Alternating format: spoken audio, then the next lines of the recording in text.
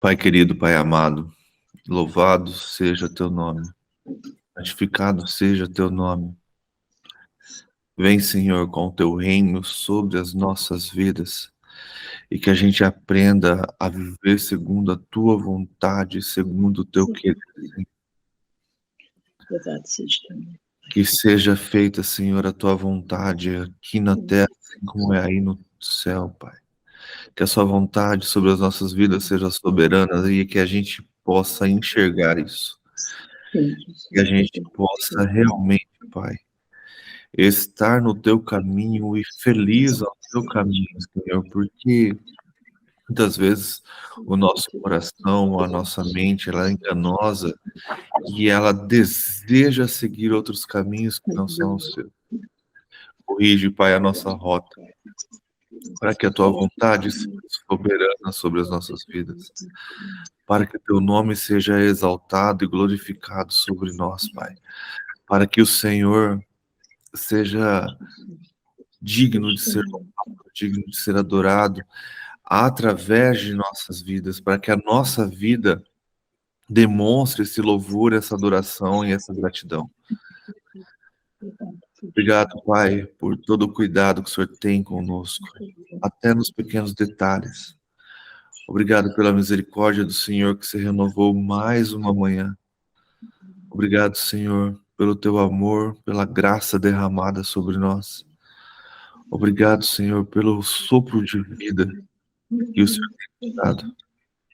Perdoa, Senhor, as nossas transgressões, os nossos maus caminhos, as coisas que desejamos que não vêm de Ti, Senhor. Tem misericórdia de nós. Nos livra, Senhor, de todo mal. Nos livra, Senhor, de toda seta do inimigo. Nos livra, Senhor, de todo desejo enganoso. Que possamos viver segundo o Teu querer e segundo a Tua vontade, Pai. Para que o Teu nome seja glorificado. Seja com a nossa nação, seja com o nosso país.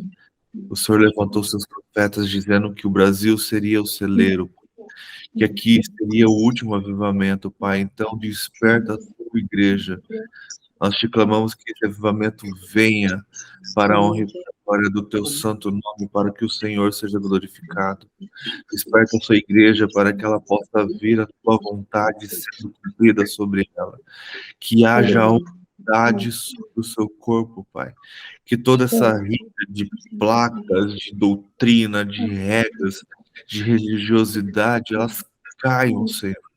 E que só o Senhor seja o Deus da igreja do Brasil, Pai. Que essas falsas igrejas caiam por terra, Deus. E que as pessoas começam a abrir os olhos e realmente enxergar o Senhor e comecem a buscar nas escrituras aquilo que vem de Ti para a honra e glória do Teu santo nome. Senhor, te peço por Israel, que o Senhor traga paz para Jerusalém, que o Senhor traga paz para aquele povo, que aquele povo venha despertar, transformar o coração de pedra em carne, que o Senhor comece a quebrantar aqueles corações, para que eles vejam que o Senhor Jesus é o Messias, para que eles reconheçam, Senhor, o sacrifício na cruz, para que o seu nome seja louvado e exaltado naquele lugar, para que lá em Jerusalém também haja um avivamento do teu Espírito sobre aquelas pessoas. Maranata, Senhor Jesus, nós aguardamos a tua volta e sabemos que tudo isso é necessário que aconteça. E que tudo, Senhor, seja para a honra e glória do teu santo nome. Espírito Santo, vem nesta manhã ministrar aos nossos corações. Venha estar usando a tua palavra para que haja transformação em nossas vidas, Pai. Que não seja apenas uma leitura, mas que seja cada vez mais um aprendizado do Senhor, para que possamos cada vez mais ter mais intimidade contigo. Vem, Espírito Santo, nesta manhã e quebranta os nossos corações, transforma os nossos corações, Pai. Te peço por todos que estão enfermos também, Senhor. A vontade, o Espírito de cura, seja sobre essas vidas, para que a sua vontade, o teu querer seja soberano. todos possam abrir os olhos e entender por que disso, qual é o sentido disso, e para que isso, e qual caminho devemos seguir por causa dessas enfermidades, para que o seu nome seja glorificado o tempo todo, Pai. Espírito Santo, continue falando conosco, continue ministrando aos nossos corações. Assim eu oro agradecido, Senhor, porque o Senhor é digno de toda glória, de todo louvor, de toda honra. Te amamos, Deus, e eu não sei mais viver sem a tua presença, e ela é maravilhosa. Em nome de Jesus, Senhor, eu agradeço por tudo. Amém. Amém. Bora lá, então, gente. A gente tá lendo Ezequiel. Foi no 21 agora, né? A gente leu 20 ontem. Sim. Beleza, então. Ezequiel 21. Babilônia, a espada do juízo divino. Essa palavra do Senhor veio a mim, filho do homem. Vire o rosto contra Jerusalém e pregue contra o santuário. Profetize contra Israel, dizendo-lhe: assim diz o Senhor, estou contra você. Empunharei a minha espada para eliminar tanto o justo quanto o ímpio. Uma vez que eu vou eliminar o justo e o ímpio, empunharei a minha espada contra todos, desde o Neguebe até o norte. Então todos saberão que eu, o Senhor, tirei a espada da bainha e não tornarei a guardá-la. Portanto, comece a gemer, filho do homem. Comece a gemer diante deles com o coração partido e com amarga tristeza. E quando perguntarem, por que você está gemendo? Você dirá, por causa das notícias que estão vindo. Todo o coração se derreterá e toda mão penderá frouxa. Todo espírito desmaiará, e todo joelho se tornará como água, de tão fraco. E vem chegando, sem nenhuma dúvida vai acontecer. Palavra do soberano, o Senhor.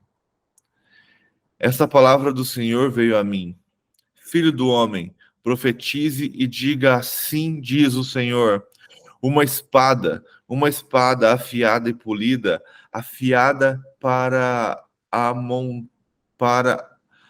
mortandade, polida para luzir como relâmpago. Acaso vamos regozijar-nos com o cetro do meu filho Judá? A espada despreza toda e qualquer vareta como essa. A espada foi destinada para ser polida e ser pega com as mãos. Está afiada e polida, preparada para que maneje a mão do matador. Clame e grite, filho do homem, pois ela está contra o meu povo, está contra todos os príncipes de Israel. Eles e o meu povo são atirados contra a espada. Lamente-se, pois, bata no peito. É certo que a prova virá, e que acontecerá se o cetro de Judá, que a espada despreza, não continuar a existir. Palavra do soberano, o Senhor. Por isso, profetize então, filho do homem, e bata as mãos uma na outra, que a espada golpeie não 2, mas 3 vezes. Uma espada para matar, uma espada para matança, para grande matança, avançando sobre eles de todos os lados. Assim, para que os corações se derretam e muitos sejam os caídos. Coloquei a espada para a matança junto a todas as suas portas. Ah, Ela foi feita para luzir como relâmpago, e empunhada firmemente para a matança. Ó espada, golpeie para todos os lados, para onde quer que se vire a sua lâmina. Eu também baterei minhas mãos uma na outra, e a minha ira diminuirá. Eu, o Senhor, falei. A palavra do Senhor veio a mim. Filho do homem, trace as duas estradas que a espada do rei da Babilônia deve seguir, as duas partindo da mesma terra, e cada uma delas coloque um marco indicando o rumo de uma cidade. Trace uma estrada que leve a espada contra Rabá, dos Amonitas, e outra contra Judá, e contra a Jerusalém fortificada, pois o rei da Babilônia parará no local de onde partem as duas estradas para sortear a escolha. Ele lançará sorte com flechas, consultará os ídolos da família, examinará o fígado. Pela sua mão direita será sorteada Jerusalém, onde deverá preparar arietes, arietes da ordem para a matança, soar o grito de guerra, montar arietes contra as portas, construir uma rampa e levantar obras de cerco. Isso parecerá um falso presságio aos judeus, que tinham feito uma aliança com juramento, mas o rei invasor os fará recordar sua culpa e os levará prisioneiros. Portanto, assim diz o soberano, o Senhor: visto que vocês trouxeram à lembrança a sua iniquidade mediante rebelião ostensiva, revelando seus pecados em tudo o que fazem, por isso vão ser levados prisioneiros. Ó ímpio e profano príncipe de Israel, o seu dia chegou. Esta é a hora do seu castigo. E assim diz o soberano, o Senhor: tire o turbante e a coroa. Não será como antes. Os humildes serão exaltados e os exaltados serão humilhados. Uma desgraça, uma desgraça. Eu farei dela uma desgraça.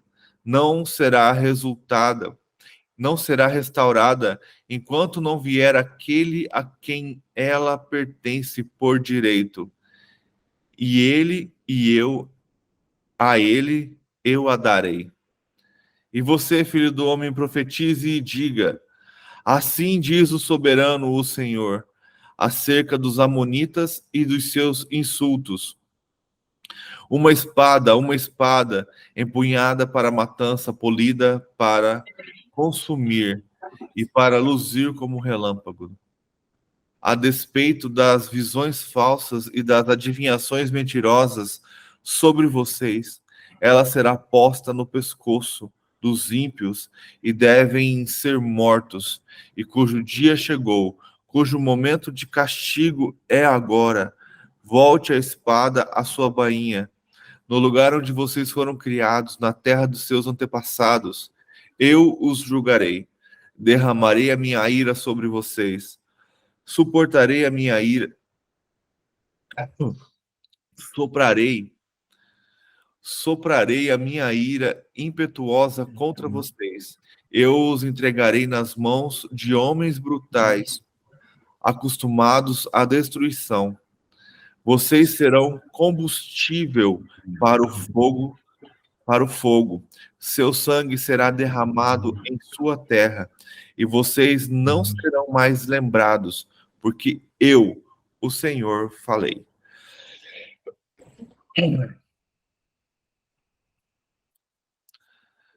Eu acho bem interessante que o profeta, Deus fala para ele ali algo, que é aquilo, ele mira naquele povo ali, eu vejo assim, né? Que ele mira naquele povo ali, o povo de Judá que estava perdido, que estava se prostituindo, que estava adorando outros deuses, que estava sem limite. E ele fala que castigará a todos. Aí eu vejo assim, que isso aconteceu com aquele povo, ele mirou naquele povo ali e beleza. Só que você começa a prestar atenção nessas profecias de Ezequiel, que além dela ser para aquele povo, para aquele tempo, para aquela época, que ele fala do rei da Babilônia, que ele fala de todas essas coisas, eu vejo isso também para esse futuro próximo. Porque se você pegar lá e lá em Apocalipse ele fala sobre a grande cidade, que é a grande Babilônia, e que ela exercerá grande poder sobre os povos. Então, eu vejo as duas situações, sabe? Algo que aconteceu lá e algo que ainda vai acontecer com essas palavras. Porque se a gente pegar e começar a comparar, as coisas são muito parecidas. O que acontecia naquela época e o que está acontecendo hoje. Esse povo perdido, esse povo que esqueceu do Senhor. A gente estava conversando ontem, estava falando para a Márcia, cara, como tem igrejas que se diz do Senhor, mas o Deus hebreu, o Deus único, o Deus criador, não está dentro dessa igreja. E dizem que é Deus, mas qual Deus? Porque o Deus que eu acredito não está dentro daquela igreja. Então, existe muito isso hoje, a gente tem que ficar muito atento. E aqui no final, na última parte, no 27, ele fala assim: não será restaurada enquanto não vier aquele a quem ela pertence por direito. A ele eu a darei. E lá no final, em Apocalipse, fala que o Senhor dará a noiva para Jesus, dará a Jerusalém que virá, e ela será dele. Então, aqui é uma grande referência, pode ser ao rei que subiu ao trono naquela época, depois que eles saíram da Babilônia, mas eu vejo aqui, na verdade, uma grande referência do Senhor entregando o reino a Jesus depois do seu sacrifício.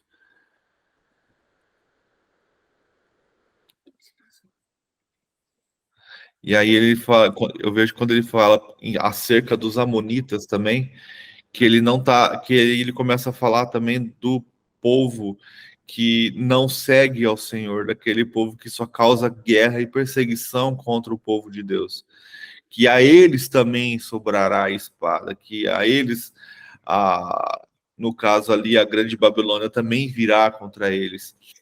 E aí eu vejo também que o governo que se levantará no nosso tempo também virá contra Jerusalém, e assim Deus também será contra todos, contra aquele povo em Jerusalém que não o serve, que não o segue, que não acredita, e contra todo aquele que o serve. Só que nesse meio de tudo, tanto o justo quanto o ímpio morrerá.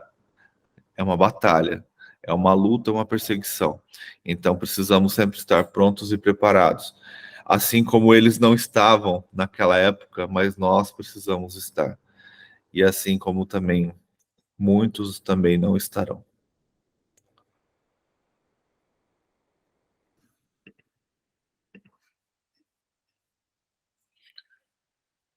Olha, hoje todo mundo quietinho. Vamos para o 22, então. Bom dia, seu Lincoln.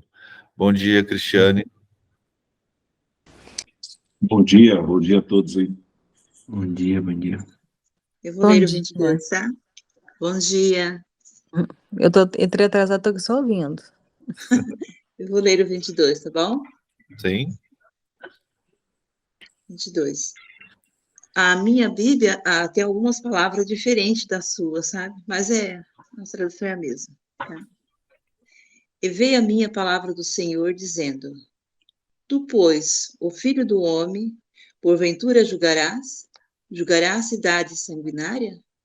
Faze-lhe conhecer, pois, todas as suas abominações. E dize: Assim diz o Senhor Deus: Ai da cidade que derrama o sangue no meio de si, para que venha o seu tempo, onde faz ídolo contra si mesmo, para se contaminar. Pelo teu sangue que derramaste, fizeste culpado, pelos teus ídolos que brincaste, te contaminaste, e fizeste aproximar-se os teus dias. Tens chegado ao fim dos teus anos, por isso eu te fiz opróbrio das nações e escárnio de toda a terra. as que estão perto de ti e as que estão longe escarnecerão de ti, infamado, cheia de inquietações. Eis que os príncipes de Israel, cada um conforme o seu poder, estava em ti para derramarem sangue. Ao pai e à mãe desprezarem ti, para que os estrangeiros usarem de opressão por meio de ti, os órfãos, a viúva, oprimiram em ti. As minhas coisas santas desprezaram-te, os meus sábados profanaste.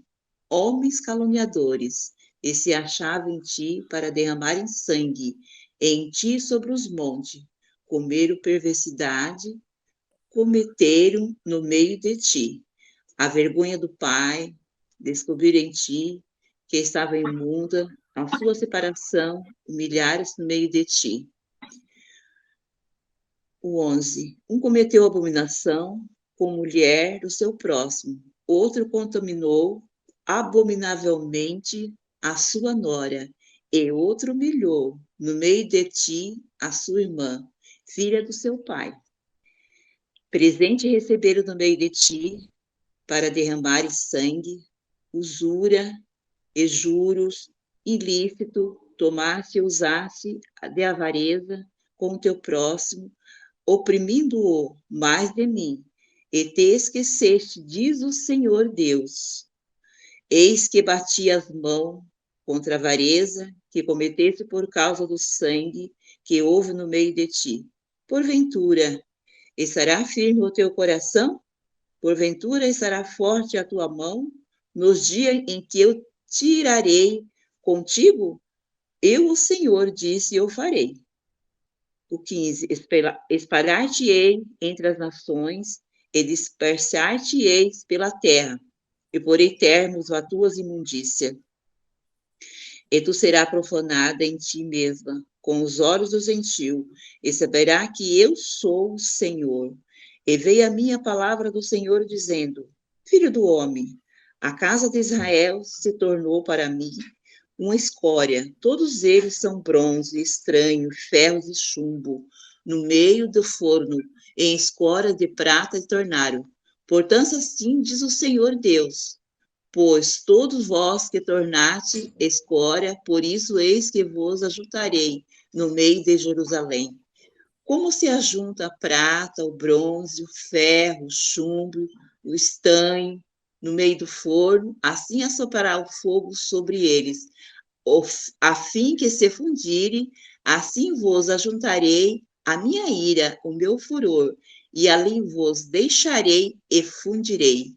O 21. Congregar-se-vos-ei, assoprarei sobre vós o fogo do meu furor, e serei fundido no meio dela. Como se funde a prata no meio do forno, assim serei fundido no meio dela, e saberei que eu, o Senhor, derramarei o meu furor sobre vós. E veio a mim a palavra do Senhor, dizendo, filho do homem, dizem tu que uma terra que não purificada, que não tem chuva no dia da indignação, conspiração dos teus profetas há no meio dela, como um leão que ruge, que arrebenta as presas, eles devora as almas, torna tesouros e as coisas preciosas, multiplica as suas viúvas, e no meio dela, os seus sacerdotes violentas as minhas leis, profanos as minhas coisas santas. Não faz diferença entre os santos e o profano, nem discernam o impuro do impuro. Os meus sábados escondem os seus olhos, e assim sou profanado no meio deles.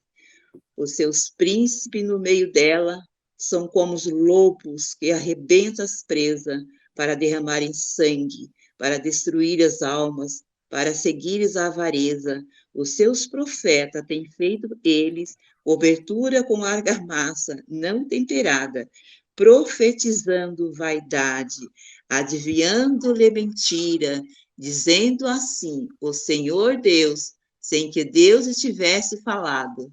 Olha, o povo da terra oprime gravemente e anda roubando e fazendo violência aos pobres e necessitados. Aos estrangeiros oprime sem razão. Busquei dentre eles o homem que estivesse tapado os muros e estivesse nas brechas perante mim, por essa terra, para que eu não a destruísse. Porém, ninguém achei. Por isso eu derramei sobre eles a minha indignação, com fogo do meu furor. Os assumi, fiz o seu caminho, e recaísse sobre a sua cabeça, diz o Senhor. Olha aqui, o senhor estava acabando de comentar, né? Acabando de comentar. Aqui o versículo 20, o versículo 29 em diante já começa a falar, né? Aonde que está o meu povo que o Senhor escolheu? Nós estamos vivendo esses dias de hoje. Esse dia está tornando repetir a mesma coisa como antigamente, né? Como era antigamente. Aqui o 29 fala assim: ao meu povo a terra oprimiste gravemente e anda roubando e fazendo violência aos pobres necessitados. Os estrangeiros oprimem sem razão. Não, é o 20. 29. É isso, 29. E busquei a ele um homem que estivesse tapado os muros. Ali nós podemos ver também essa passagem ali como o Senhor buscava ali como Jeremias, né? Para que viesse tapar os muros, né? Viesse na brecha. Aqui o Senhor fala, e busquei dentre eles um homem que estivesse tapando os muros e estivesse na brecha perante mim, por essa terra, para que eu não destruísse. Porém, ninguém achei. Olha aí, continua mesmo. Aquilo que o Senhor estava acabando de falar aí, né? Acabando de falar. E por aí se vai, né? Por isso derramei a ele sobre minha indignação, com fogo, meu furor e consumi. O Senhor continua falando em nosso meio, continua falando. Continua falando, busque, meu filho, vai lá, faça. Tapa as brechas, né? Tapa as brechas. O Senhor continua procurando. Procurando. Eu vejo aqui em Ezequiel algo que a gente leu, se eu não me engano, no 2 e no 3, mas principalmente no 2. E eu lendo tanto o 21 como o 22 agora, e isso veio à minha mente muito forte, porque lá no 2 ele fala sobre o anjo dar um livrinho para ele comer, e ele come esse livro, e na boca é doce como mel, e depois amarga quando cai no estômago. E aí no 3 o Senhor fala para ele que ele precisa falar, mesmo que eles não vão ouvir porque são casa rebelde, mas que você precisa profetizar, que você precisa falar. E aí a gente fica se perguntando assim, o que ele vai falar? O que ele vai profetizar? E a gente tem visto, então, Deus usando Ezequiel para profetizar contra o povo judeu. Só que esse profetizar contra, para mim, é acorda, sabe? Eu vou fazer coisas terríveis e vocês precisam estar preparados. Acorda, desperta. E aí, quando a gente vai lá em Apocalipse 10, João tem uma visão também do Senhor, e é a mesma situação. O anjo dá para ele um livrinho, ele come esse livrinho sem revelar o que tem ali, não revela o que são os trovões que acontecem, que é o bradar do Senhor naquele momento. Eu acho muito interessante naquela passagem que diz que o Senhor ruge como um leão. E em Provérbios fala que o Senhor ruge, que o rei ruge como um leão quando ele chega para conquistar. E aí, o capítulo 10 de Apocalipse acaba assim: João, você vai ter que mais uma vez profetizar e vai ter que pregar a todas as nações. Mas ele vai profetizar e pregar às nações o quê? Quando a gente liga Apocalipse com Ezequiel, que a ideia do livrinho é o mesmo, que a ideia de engolir é o mesmo, que a ideia de ser doce na boca e amargo no estômago é a mesma, e que a gente vê que Ezequiel está profetizando. Então, o que João tinha que profetizar no fim dos tempos? O que Ezequiel está profetizando. A gente começa a enxergar, eu começo a ver isso, começo a ver, cara, é hoje, é as coisas que estão acontecendo. É como você começa a ver a iniquidade e o problema daquele povo, e a gente pega aqui hoje, ó, o povo da terra praticava extorsão e andava roubando, fazendo violência contra pobres e necessitados. Se a gente vai lá no meio, a gente vê o quanto não tem só a ver com a adoração de outros ídolos, mas tem a ver com a maneira com que eles tratavam a população. E se você pegar aqui, vamos voltar para Jerusalém, como o rei tem muito poder sobre aquele povo e como ele doutrina o caminho. Então, se você tem um rei perverso, você tem o quê? Um povo perverso. Se você tem um governo perverso, você tem o quê? Um povo perverso. Então, aí o Senhor fala aqui, cara, eu procurei entre eles um homem que reconstruísse a muralha e se colocasse na brecha diante de mim. Se colocar na brecha diante do Senhor é estar pronto, é estar preparado para a batalha, é estar ali pronto para que o Senhor venha. Alguém para reconstruir a muralha é defesa. A muralha Neemias, né, que o senhor procurou, né? Não, Neemias se colocou diante da brecha.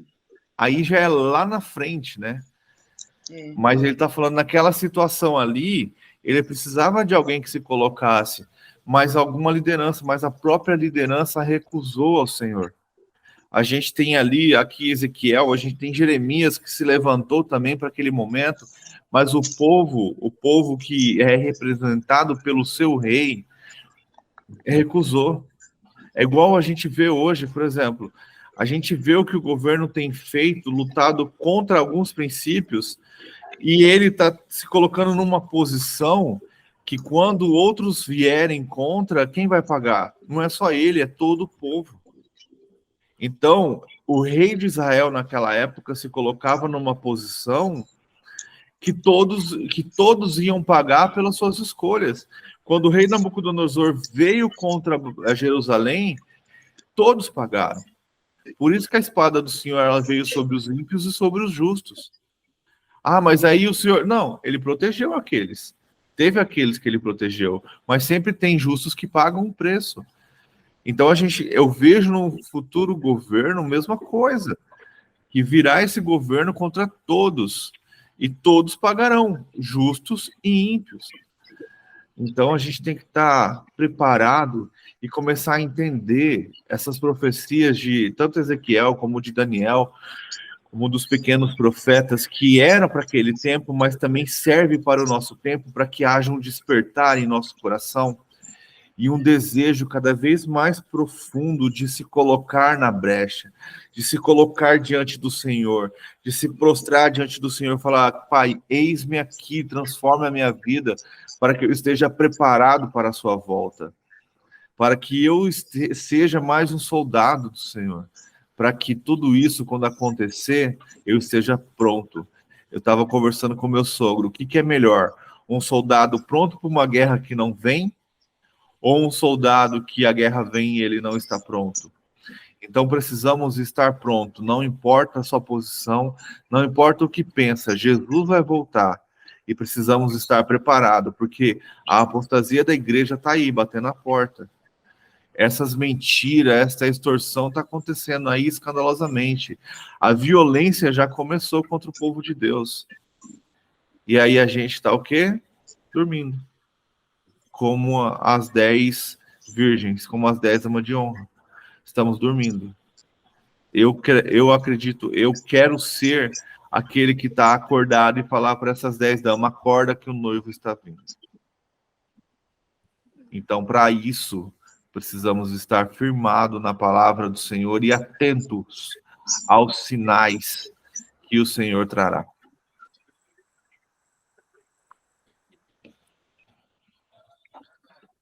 Velho, ouvindo esse comentário todo, no meu ponto de vista, no quesito fé e estar preparado, os religiosos e nós também, a religiosidade, a gente tem que mudar a nossa mente. Porque às vezes a pessoa fica muito mais fácil, tipo assim, jogar a culpa em alguém. Por exemplo, os governantes. Ah, mas está assim porque é o A. Se fosse o B, estaria melhor. Um exemplo. E assim, vem isso há anos, há milhares, há centenas de anos já. As pessoas têm aqueles que acreditam que vamos mudar, vamos levar a palavra de Deus, vamos fazer se cumprir. E tem aqueles que, tipo, eu estou fazendo a minha parte e se recolhe. Guarda sua mente assim, faz que nem as parábolas do Salento, não multiplica, não leva, não fala. Por quê? Porque às vezes, eu vou levar a palavra de Deus. A pessoa, o diabo já sabendo disso, já arma a pessoa, para a pessoa jogar nela o bloqueio, né? Quando ela se sente ali, ela fala, não vou mais, vou fazer minha parte, porque é que nem diz a palavra de Deus, o mundo jaz do maligno e eu tenho que cuidar da minha vida, porque ninguém vai salvar ninguém. Então, assim, é tudo muito sério, a gente tem que estar preparado, atentos. Então, hoje em dia, nós temos, cada um aqui, olha quantas famílias, 8, 10, 15, quantas pessoas são no grupo, que foi escolhidos por Deus para ser esse atalaia, para levar essa palavra, para falar, fazer o mínimo que for, que o pouco vai ser muito. No momento de aflição, no meu ponto de vista, quando a pessoa estiver no limite, ela vai lembrar. Ela vai lembrar da gente, vai lembrar que existe um Deus, que tudo pode. E os dias estão se abreviando, estão levando para que isso venha acontecer o mais rápido, porque muitos estão se perdendo, tem inocentes se perdendo, outros estão, as pessoas, infelizmente, que nem nós já comentamos várias vezes anteriormente, dentro das igrejas, que estão perdidas, mas a religiosidade não deixa. Então a gente tem que ir dentro das igrejas, resgatar quem está à frente, resgatar quem está levando a palavra de Deus para mudar a mente, para poder falar, não, acorda, não é assim. Vamos acelerar, vamos correr na frente, vamos parar de correr atrás para levar a palavra de Deus. Fácil não vai ser, mas agora a gente está vendo que está acelerando bastante. Gente, todo dia a gente vê que acelera muito tempo, a gente praticamente está, aquilo que o Senhor Jesus fala, que um dia para ele como fosse 1000 anos, e 1000 anos como fosse um dia. Então, hoje em dia a gente está assim também, a gente tem que correr na frente para levar a palavra de Deus e fazer pessoas entenderem não somente o que elas querem ouvir, mas aquilo que elas estão precisando ouvir. Não olhar poder aquisitivo. Por exemplo, a pessoa tem um poder melhor, não posso falar a verdade para ela, mas eu posso falar para Maria, porque a Maria é inferior a mim e ela aguenta. Não, a gente tem que levar, ou escolher pessoas, se nós não podemos estar perto dessas pessoas, Deus vai levantar pessoas que estão no mesmo nível deles para levar. Mas será que nós estamos fazendo isso, as pessoas que estão do nosso lado? Será que às vezes nós estamos fazendo, às vezes até mesmo os nossos, que estão próximos, a gente tem oportunidade, Deus fala agora isso. E a pessoa fala, não posso falar, porque eu vou estragar uma amizade, eu vou ofender minha esposa, ou vice-versa, o meu filho, não, a gente fica e passa despercebido. E depois, quando infelizmente às vezes acontece uma coisa que se perde, a pessoa fala, veio para mim falar e eu não falei. Estava nas minhas mãos lançar uma palavra de vida. E às vezes a linguinha não para de falar N coisas. Vãs, N coisas do dia a dia que leva, N coisas que não está agregando valor. Então, hoje em dia, no meu ponto de vista, é assim, a gente tem que pegar e mudar esse conceito, mudar. Mas já tem tanta gente falando. Falar de Jesus é fácil, a pessoa a gente tem que olhar. Está falando, está vivendo, o que está acontecendo? Fugir da aparência do mal, correr, no meu ponto de vista. Então, assim, o mínimo que a gente faz é mínimo. A gente acha, eu fiz, eu dei o meu máximo. É o mínimo. A gente pode muito mais todos os dias, a gente tem oportunidade, fala com pessoas, conecta com pessoas todos os dias no trabalho, na escola, na rua. Quantas vezes Deus fala, vai? Aí você olha assim, não vou falar. Fala, não fala, guarda para você, enterra o talento que Deus deu. Então, assim, não é que é... Agora, quando vão falar de prosperidade, um exemplo, nossa, todo mundo fala, todo mundo tem um argumento, todo mundo tem um exemplo, todo mundo tem. Mas, gente, é bíblico, a gente tem que levar a palavra de Deus, vai transbordar, porque o que Deus deu para nós aqui na terra, Ele já deu, Ele não vai tirar, Ele não é aquela pessoa que hora Ele tira. A não ser que você também esteja só fazendo coisa errada e usando Ele. Ele não vai voltar mais como um cordeiro, Ele vai voltar com ira. Só que as pessoas não estão atentando a isso. Isso é meu ponto de vista. Mas é isso mesmo. Pegando um gancho do que ela está falando, né? O Senhor tem falado comigo, né? Várias vezes.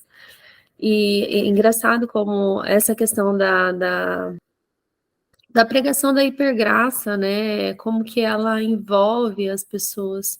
Então, como ela estava falando, quando é algo bom, todo mundo quer falar, todo mundo fala para todo mundo e tal, mas quando o Senhor vem com uma palavra de exortação, acaba ficando aquela coisa mais retraída, será que eu falo, será que eu não falo? A pessoa vai se magoar comigo e não sei o quê.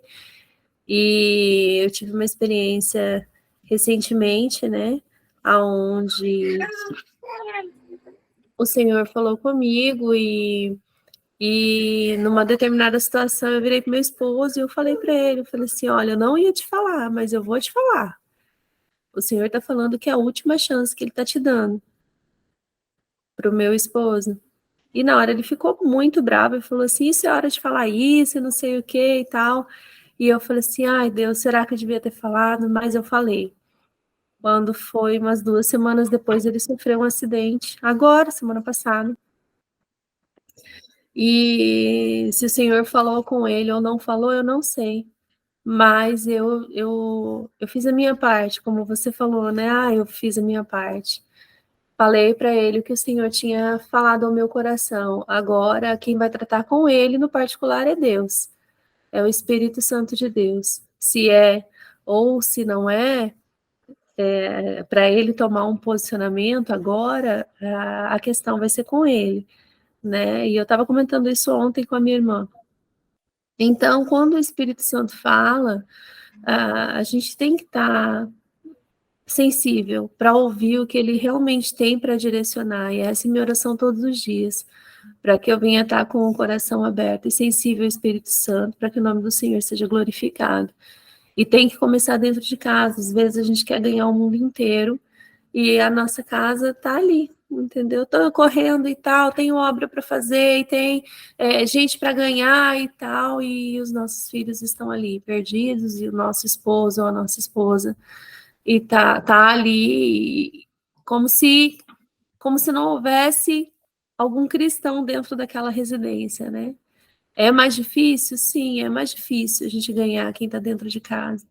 E eu não falo somente debaixo do nosso teto, mas de toda a nossa família ali, né? Fora os nossos parentes.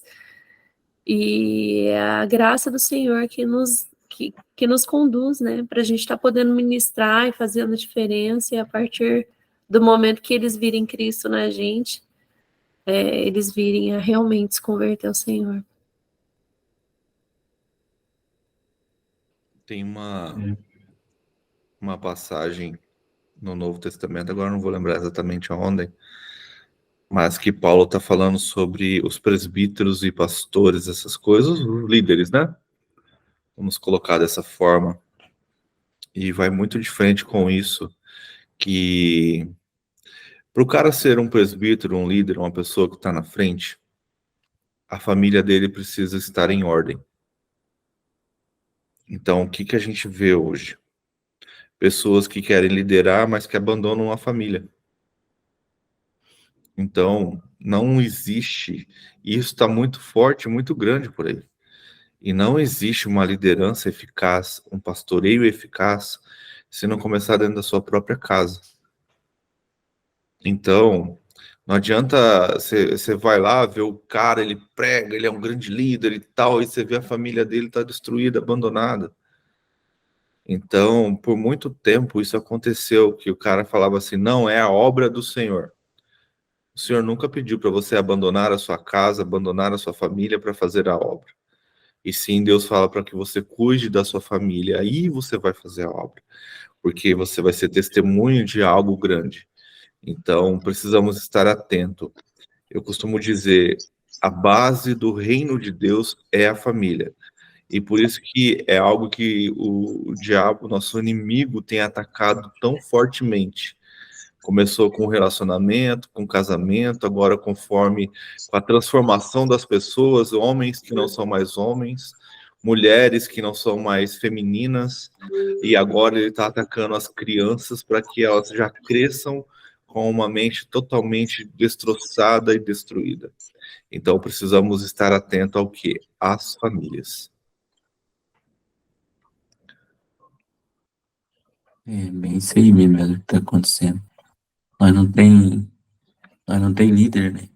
Lá na época, Deus levantava um rei e era meio que doutrinado, assim. Começava a seguir a lei, levantava homens no meio da nação. E a nossa nação aqui, ela vem anos já só plantando, só sujeira, né?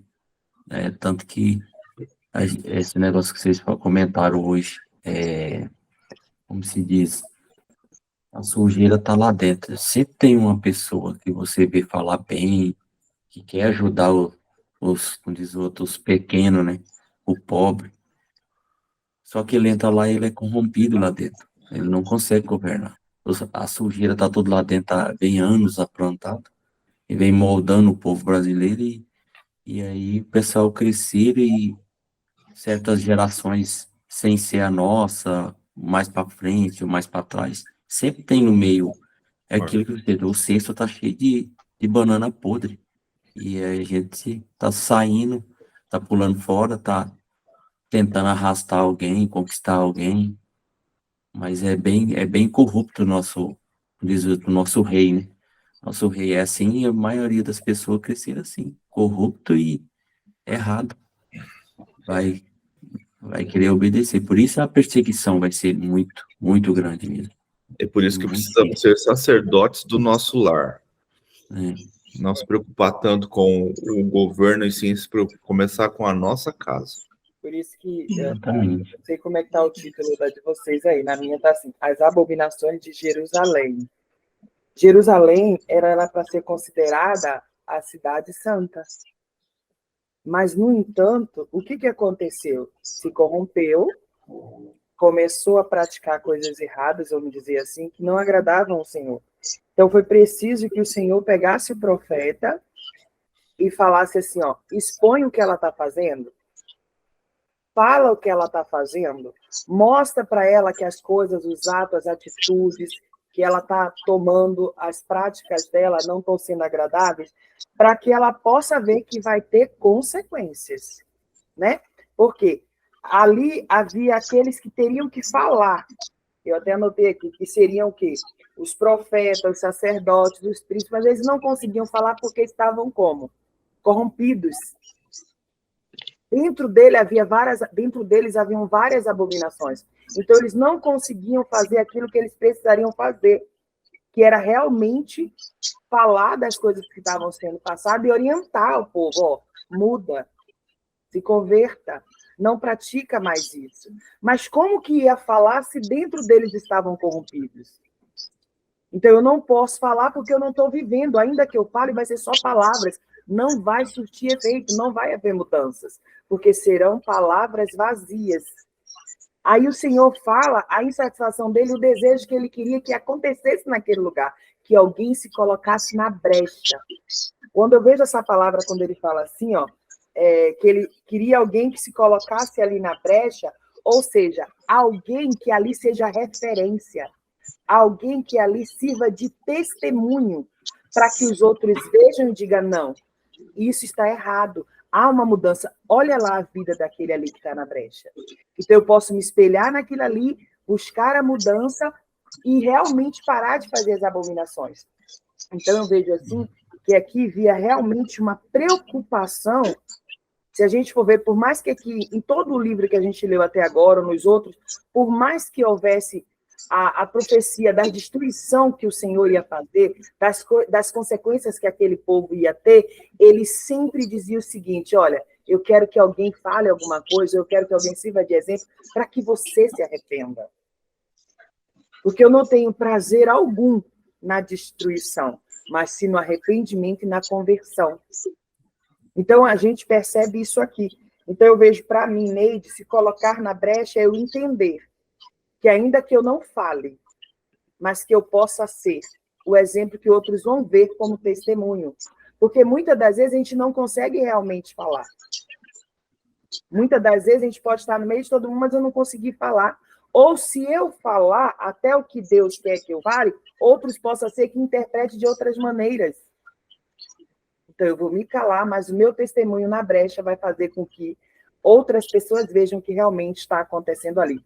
E eu sempre trago, todas as vezes que a gente faz meditação, ou que eu leio a palavra de Deus individual, eu nunca trago assim para um coletivo. Eu, Neide, na minha visão, eu trago para mim. O que através dessa palavra eu vou mudar em mim para que esse reflexo atinja o coletivo?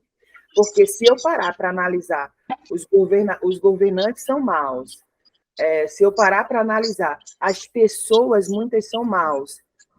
E se eu ficar me baseando nisso, não é as pessoas que estão erradas, mas os meus olhos que estão sendo corrompidos. Então, independente, vai sofrer consequências por um governo ruim? Vamos sofrer consequências. Como a gente viu aqui na palavra, os justos e injustos sofreram, mas a diferença é que o justo tinha fé o suficiente para permanecer. Então, quando vem as adversidades, quando vem as lutas, não quer dizer que vai vir só para o injusto. O justo também vai passar por atribulações. O justo também vai passar por perseguições. O justo também vai passar por humilhações. O justo também vai passar por dias maus. Mas há uma diferença quando o justo passa e quando o injusto passa, é o alicerce que ele tem. A base que ele tem. Em quem está a sua sustentação? O que eu vejo aqui é isso. Então, assim, se eu tenho que passar, eu vou passar. Mas lá na frente eu vou dar testemunho, porque a minha base, meu alicerce, continua sendo o autor e consumador da minha fé. Aquele que me coloca de pé todas as manhãs. Porque se fosse diferente, ele não diria que o mundo jaz do maligno. A gente vive no mundo. Não pertencemos a ele, mas vivemos nele. Então, como? O mundo jaz do maligno, então vai ter dias difíceis, vai ter dias que vai dar vontade de chorar. Mas espera aí, você está na brecha? Então, permaneça. Então, eu vejo assim, o Senhor, ele cuida. E tudo que ele quer é que a gente realmente viva conforme a vontade dele. Não perfeição, porque perfeito aqui só existiu e colocaram no madeiro. Mas busque todos os dias agradá-lo de modo que a sua vida possa estar na brecha como referência para outros. Caso contrário, será assim. Testemunho para que falem contra. Só que aí é que está. Se estão falando e você tem consciência que não é, haverá as consequências, porque quando o Senhor manda o profeta falar aqui, né, profetiza, ou seja, fala, e deixa que cada um colha as consequências. Eu ouvi, mudei, legal, mas eu não quero a mudança, legal também. Eu tenho um livre-arbítrio. As minhas escolhas, as minhas consequências. Eu costumo sempre, ter uma fala que eu já ouvi várias vezes, eu repito sempre, cada um tem a vida que merece, não é verdade?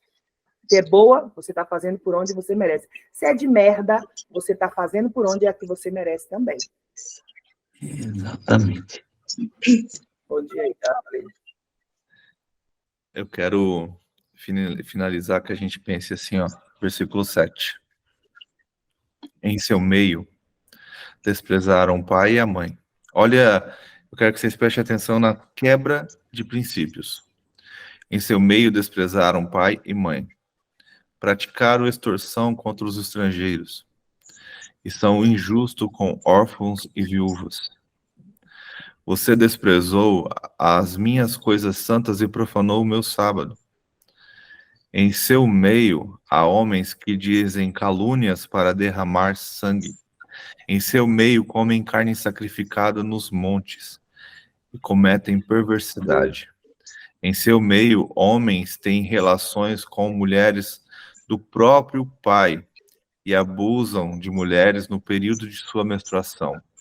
Um comete abominação com a mulher do seu próximo. Outro contamina vergonhosamente a sua nora.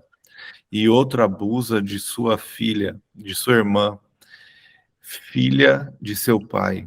Em seu meio, aceitam suborno para derramar sangue. Você emprestou com usura e cobrou juros. Você explorou o seu próximo com extorsão. Mas de mim você se esqueceu, diz o Senhor Deus. Precisamos estar atentos. Somos atalaias. Somos sacerdotes dessa geração. Somos profetas levantados pelo Senhor. E tudo isso que eu acabei de ler, a gente está vendo acontecer aos nossos olhos. E como isso tem crescido, e não só no Brasil, esquece Brasil, mas no mundo todo. Quando a gente sai, tira a nossa cabeça do Brasil e começa a prestar atenção no povo total, no povo de Deus, no que está acontecendo no mundo todo, a gente vê pessoas sendo presas por estar orando de boca fechada, porque ela está parada em pé na frente de uma clínica de aborto. Isso aconteceu na Inglaterra. A gente vê crianças sendo presas porque os pais tinham Bíblia, e essa criança estava com essa Bíblia na Coreia do Norte. Então a gente vê pessoas sendo mortas no Irã porque aceitaram a Cristo e negaram a sua religião. Então, estamos caminhando para esse tempo e está cada vez mais desse jeito, sabe? Esse abuso, essa distorção, esse derramar de sangue. Precisamos nos preparar, precisamos ser atalaias. Como a Neide disse, precisamos cuidar das nossas vidas ao ponto de que a nossa vida transforme a vida de outras pessoas. Mas se não houver uma transformação aqui, eu não consigo transformar ninguém. Ninguém vai olhar para mim e querer ser como eu. Tem uma passagem em Zacarias que ele fala assim, que vai chegar o tempo que as pessoas vão olhar para você, vão grudar na barra da sua calça e vai falar, o que você tem porque eu quero. A que ponto? Quando vamos chegar neste ponto? Porque hoje o cristão ele é dado só como religioso. Quando realmente ser cristão vai fazer diferença no mundo? Quando a gente começar a fazer diferença no mundo. Quando a gente começar a fazer diferença na nossa vida, na nossa casa, ao ponto das pessoas olharem para você e falar assim, eu quero o que você tem. Você é diferente, por que você é diferente? Porque seus pensamentos, suas atitudes, suas ações são diferentes. Por que você não faz isso que a gente tem feito? Por que você pensa assim? Lógico, vai ter aqueles que vão te perseguir por você ser diferente, mas vão ter aqueles que vão clamar pela sua diferença, falar, eu quero ser igual a você, me ensina a ser igual a você.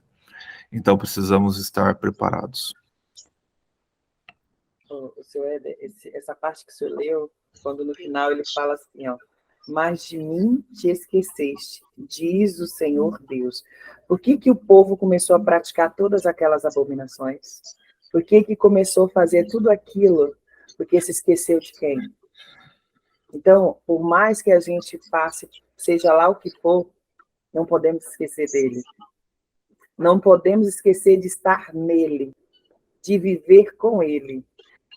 Eu acredito muito assim, Neide, que não importa o que eu passe ou o que eu venha passar, eu vencerei. Porque eu não estou só. Essa é a fé. Ele está comigo no barco. Ainda que ninguém acredite que vai dar certo, dentro de mim tem que haver essa certeza. Vai dar certo. Porque Deus é comigo. Eu não estou só. Ah, mas não deveria ser assim, você deveria fazer diferente. É a sua opinião.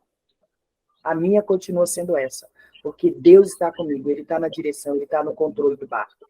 Então, eu acredito que se eu permanecer confiando e crendo nele, eu jamais vou me esquecer do que ele já fez.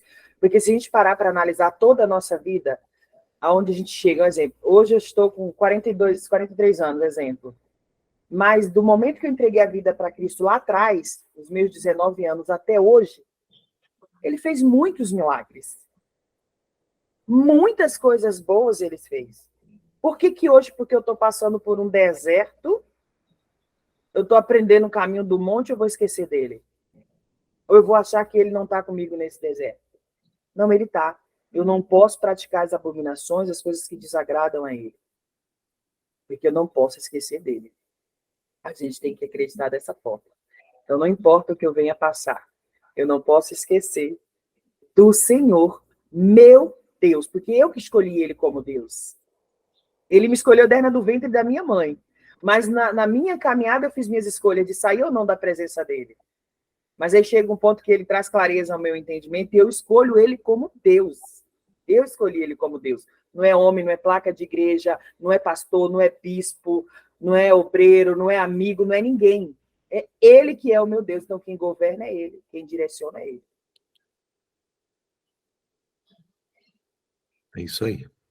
Mas é isso aí. Precisamos estar preparados. Precisamos nos posicionar como um povo de Deus. E é isso mesmo. Nós escolhemos. A gente estava estudando ontem Juízes e fala assim que o povo, por não conhecer a Deus, começou a criar idolatrias. Começou a criar coisas que Deus abominava. Lembra que não vou lembrar. Ele prometeu sacrificar a primeira pessoa que saísse da casa dele se ele vencesse a batalha. E ele acabou, quando ele vence a batalha, ele chega em casa, Jefté, a pessoa que sai é a filha. A gente tem também Mica, que vai lá e cria ídolos, faz um tabernáculo na casa dele para adorar o Senhor. O que eles estavam fazendo para eles era errado? Não. Eles queriam adorar a Deus, mas para eles faltava conhecimento. Faltava conhecer verdadeiramente o Deus. Então eu vejo hoje o que falta é isso, conhecer verdadeiramente o Senhor. Mas de mim vocês se esqueceram. Hoje não tem mais desculpa de falar, eu não conheço ao Senhor. Naquela época, para eles, eu acredito que tinha uma dificuldade, porque você tinha que ir ao tabernáculo, que às vezes era uma distância, às vezes era meio difícil, mas hoje você tem a palavra do Senhor na sua mão. Ah, Éder, mas eu não tenho a Bíblia. Você tem celular, e no celular tem aplicativo que tem a Bíblia. Você tem o YouTube que lê a Bíblia para você. Então não tem mais desculpa de não ouvir ou de não aprender sobre o Senhor. Então não podemos mais esquecer de Deus e cada vez precisamos ter mais intimidade com Ele e estar cada vez mais próximo dEle, para que possamos cada vez mais viver no Senhor e para o Senhor. Fechou, gente? São 6h17.